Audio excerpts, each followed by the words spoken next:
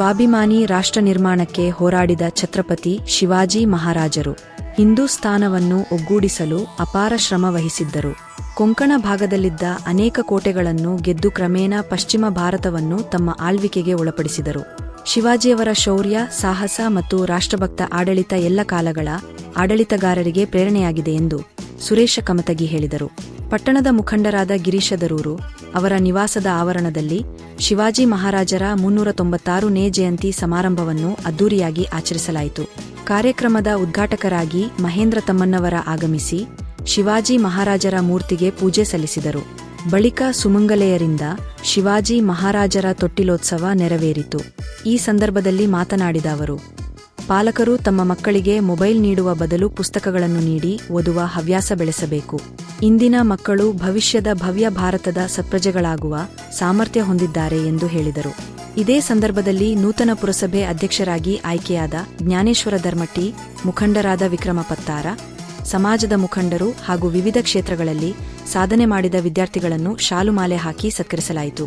ಸಂಜೆ ಪಟ್ಟಣದ ಪ್ರಮುಖ ಬೀದಿಗಳಲ್ಲಿ ಶಿವಾಜಿ ಮಹಾರಾಜರ ಭಾವಚಿತ್ರದೊಂದಿಗೆ ಭವ್ಯ ಮೆರವಣಿಗೆ ಜರುಗಿತು. ಕಾರ್ಯಕ್ರಮದಲ್ಲಿ ಪುರಸಭೆ ಸದಸ್ಯರಾದ ಆನಂದಗೌಡ ಪಾಟೀಲ, ಸಂತೋಷ ಸಿಂಗಾಡಿ, ಮುಖಂಡರಾದ ಶಿವಾನಂದ ದಳವಾಯಿ, ಪ್ರಕಾಶ ಗೋರ್ಪಡೆ, ಪ್ರಧಾನಿ ದರೂರು, ಮಹಾವೀರ ದರೂರು, ರಾಮುವಿ ದರೂರು, ಪ್ರಕಾಶ ಕುರಿ, ಜ್ಯೋತಿಬಾ ದುಮಾಳೆ, ಶ್ರೀಕಾಂತ ದೇಸಾಯಿ, ಜ್ಯೋತಿಬಾ ಕಾಮಕರ, ವೀರೇಶ ಬೋಸಲೆ, ಶ್ರೀಕಾಂತ ದರೂರು, ಶಾಮರಾವ ದರೂರು, ಎಸ್ಎಲ್ ಜಾದವ, ಆನಂದ ದರೂರು, ಡಾ. ಸುರೇಶ ದರೂರು ಸೇರಿದಂತೆ ಅನೇಕರು ಉಪಸ್ಥಿತರಿದ್ದರು. ವರದಿ ಹನುಮಂತ ಸನ್ನಕಿನವರ, ನಮ್ಮ ಟೀಮ್ ಹಾರುಗೇರಿ.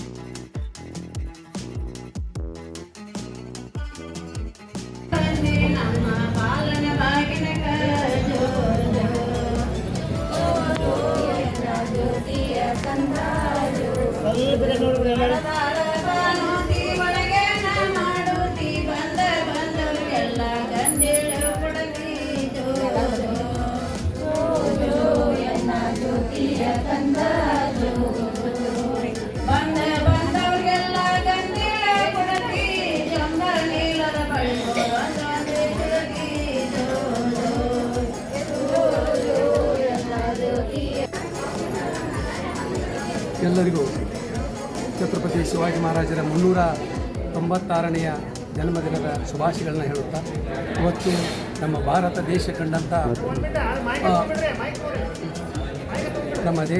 ನಮ್ಮ ದೇಶ ಕಂಡಂಥ ಮಹಾನ್ ವೀರನ ಒಂದು ಜನ್ಮದಿನದ ಇವತ್ತು ನಮ್ಮ ದೇಶ ಅಷ್ಟೇ ಅಲ್ಲ, ವಿವಿಧ ರಾಜ್ಯ ಅಂತಾರಾಷ್ಟ್ರ ಮಟ್ಟದಲ್ಲಿಯೂ ಸಹಿತ ಇವತ್ತು ಛತ್ರಪತಿ ಶಿವಾಜಿ ಮಹಾರಾಜರು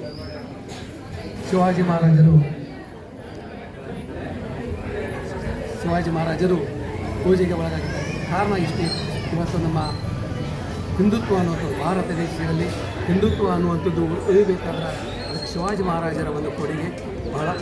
ಇವರ ತಾಯಿ ಜೀಜಾಬಾಯಿಯ ಒಂದು ಬಾಲ್ಯದಲ್ಲಿ ಶಿವಾಜಿ ಮಹಾರಾಜರು ರಾಮಾಯಣ, ಮಹಾಭಾರತ ಮತ್ತು ಯುದ್ಧದ ತಂತ್ರಗಳನ್ನು ಮತ್ತು ಮುತ್ತೈದತನವನ್ನು, ಧೈರ್ಯವನ್ನು, ಸಾಹಸವನ್ನು ತಾಯಿಯಿಂದ ಪಡೆದುಕೊಂಡು ಇವತ್ತು ಹೆಂಡತಿಗಾಗಿ ಒಂದು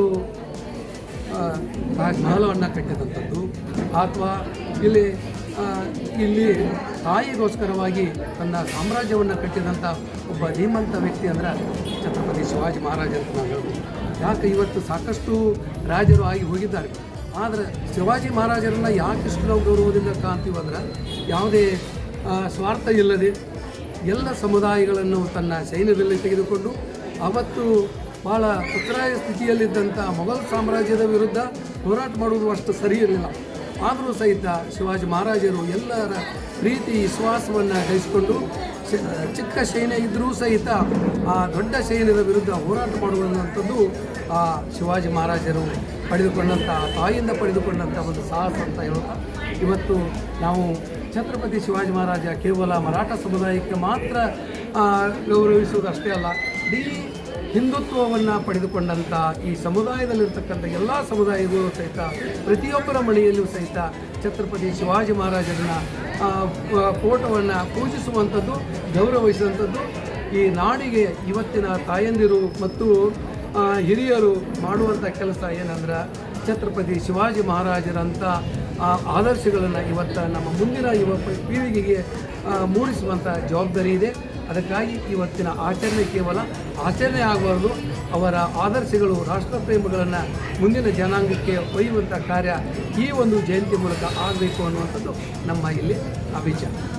ತಮ್ಮ ಹೆಸರು? ಶಿವಾಜಿ ಮಹಾರಾಜ್ ಕಿ ಜೈ. ಜೈ ಛತ್ರಪತಿ ಶಿವಾಜಿ ಮಹಾರಾಜ್ ಕಿ ಜೈ. ಜೈ ಭವಾನಿ. ಜೈ ಶಿವಾಜಿ. ಜೈ ಭವಾನಿ. ಜೈ ಶಿವಾಜಿ. ತಮ್ಮ ಹೆಸರು? ಡಾಕ್ಟರ್ ರಮೇಶ್ ಕಮತಿ.